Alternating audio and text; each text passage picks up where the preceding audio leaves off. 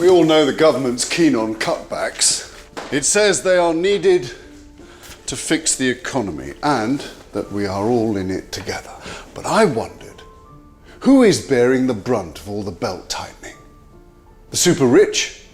The big corporations who can afford it? Or ordinary families? So, I thought I'd ask a well-known search engine. Let's start with families. Mums, for example. How are mothers doing under the current government? Cuts in the support for women will leave mothers £13 billion worse off over the course of the current Parliament. Figures produced by the House of Commons Library.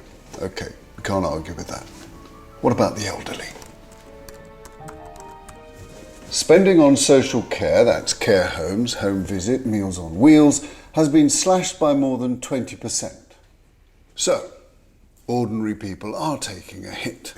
But surely the government is sorting out tax avoidance on big companies who make huge profits, like a certain well-known search engine. How much UK tax did Google pay last year? It works out at less than 3% of its UK revenues, and that's from the Mail Online.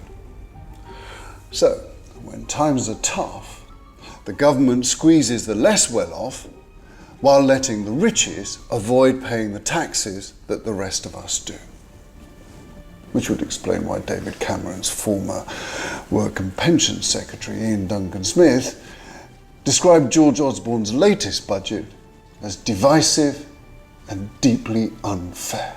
But even if they're unfair, aren't these cuts working? Has George Osborne succeeded in getting rid of the deficit and cutting the debt as he promised? No.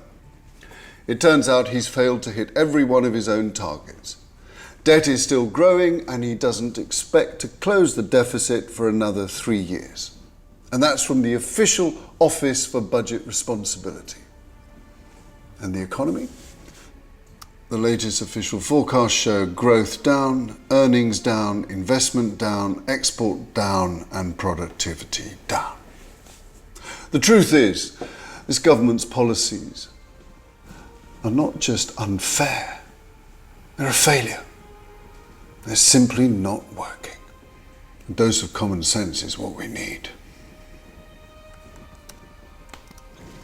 The government's policy is to lean on the disabled, the poor and the elderly, to pay for the tax breaks for those who need them the least. Labour will build an economy that invests for the future, that is fair for all and that works for all. It's a fairer way and it's a better way. Oh, now that does make sense.